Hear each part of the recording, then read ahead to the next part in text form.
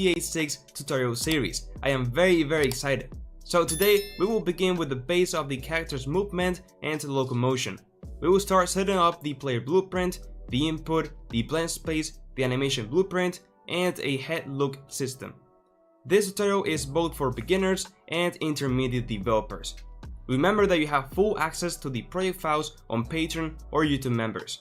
It is going to be a very easy video to follow, so let's get started. Alright, so the first thing that we have to do is create a new Unreal Engine project. In this case, I am going to be using the latest version, 5.3.2, and I do recommend that you use the same one as me or above. So let's go ahead and select the third person template.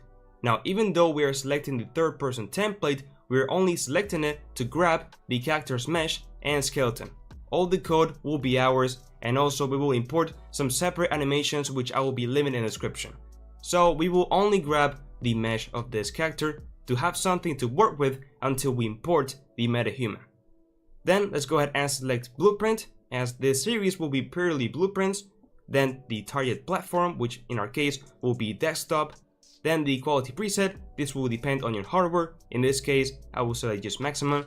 And then we can just deselect starter content, we don't need some assets. And then ray tracing, well, that depends if you want ray tracing and your hardware supports it. Then let's go ahead and select a project location and let's put in a name. For example, GTA underscore tutorial underscore series. And now with that said, let's go ahead and hit create.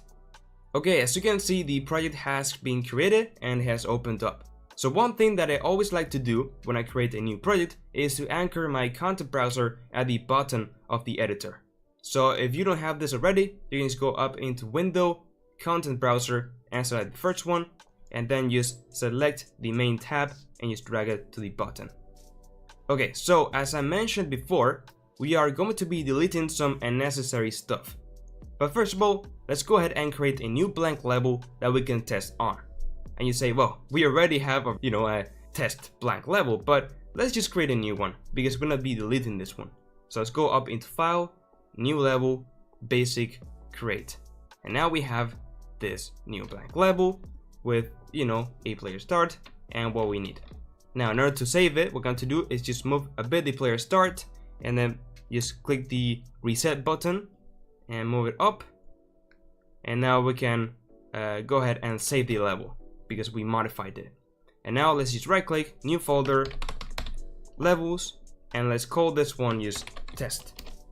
Alright, so now with that said, we have this level created and we can get rid of the third person folder which contains the third person character blueprint, which we will delete because we will create our own one. Also the input folder, once again, we'll create our own inputs. And then, well, the third person map, which we don't need because we will have this one. So let's go to the main content folder, select the third person and press delete on your keyboard. Yes, I want to delete this.